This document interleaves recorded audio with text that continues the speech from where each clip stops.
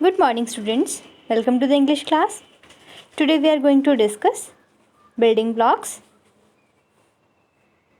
subject verb agreement. Read this sentence. One elephant walks through the jungle. Many elephants walk through the jungle. A crocodile has big teeth. All crocodiles have big teeth. So, students, observe how the action words walk and have changed depending on whether the subject of the sentence is one or many. So, students, you can see here subject is elephant, here one elephant, then our verb is singular verb walks. Here many elephants means बहुत सारे एक से ज़्यादा elephants, then you have to use here walk. Here plural verb. Okay.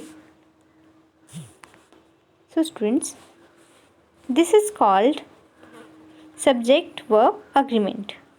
A singular subject is matched with a singular action word or verb, while plural subjects are matched with plural action words. Okay. So students, subject verb agreement क्या होता है हमारा? जब हमारी subject जो singular होता है तो उसके साथ जो वर्ब और वर्ड जो एक्शन वर्ड जो है वो कैसा यूज़ होता है? Singular. Okay. While plural subject are used, तो प्लूरल सब्जेक्ट के साथ हम क्या यूज़ करते हैं? Plural action words. Okay. Plural यहाँ पे सिंगुलर कौन से हुए आपके? Walk. Okay. Here walks is singular action word और verb. Here subject one elephant is singular. Singular means one elephant है, यहाँ पे एक एलिफेंट की बात हो रही है तो सब्जेक्ट क्या है हमारा? सिंगुलर. तो वर्ब क्या आएगी हमारी? सिंगुलर. सिंगुलर वर्ब के लिए हम क्या यूज़ करते हैं? वर्ब के साथ SAS. ओके. यहाँ many elephants walk through the jungle. यहाँ पे मैनी बहुत सारे एलिफेंट्स की बात हो रही है, एक से ज़्यादा एलिफेंट्स है तो उनके लिए क्या यूज़ करते हैं हम? Plural verb. Okay. Plural verb क्या होती है हमारी? वॉक. उसमें हम SAS ऐड नहीं करते हैं. Okay. Here you can see a crocodile. यहाँ पे एक crocodile की बात हो रही है. Has big teeth. आप जो है सिंगुलर वर्ब के लिए has यूज़ करते हो और प्लूरल के लिए have यूज़ करते हो. ओके. यहाँ पे आपका एक crocodile की बात हो रही है. Only one. Then you have to use here has and all crocodiles. सारी crocodiles मतलब बहुत सारी crocodiles तो उनके लिए क्या यूज़ करोगे आप? have. Okay. Now come to the next page. Here are some more examples. One monkey jumps in joy. 5 monkeys jump in joy.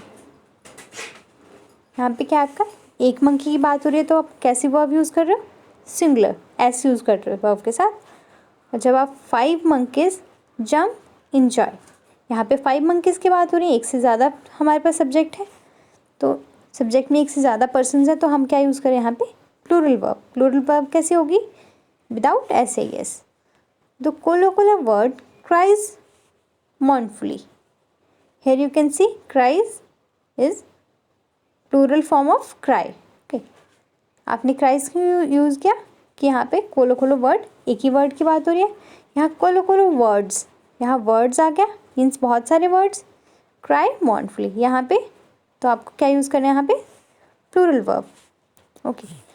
The rule applies to helping verbs as well in both present and past. यही rule जो आपका present और past दोनों में helping verbs में भी use होता है. Okay. One snake is slithering through the grass. You can see is हमारी हेल्पिंग वर्ब है. Is. Here 2 snakes are slithering through the grass.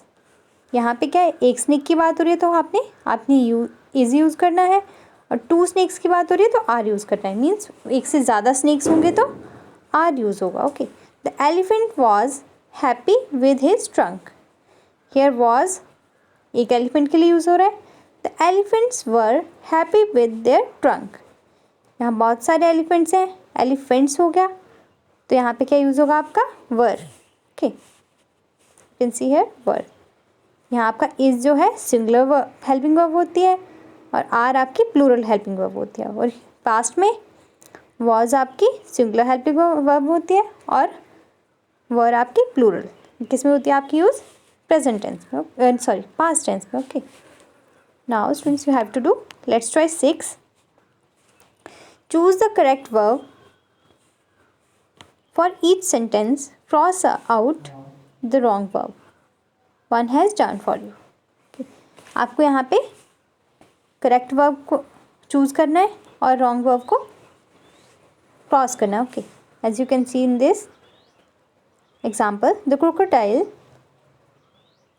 bites its prey with its sharp teeth.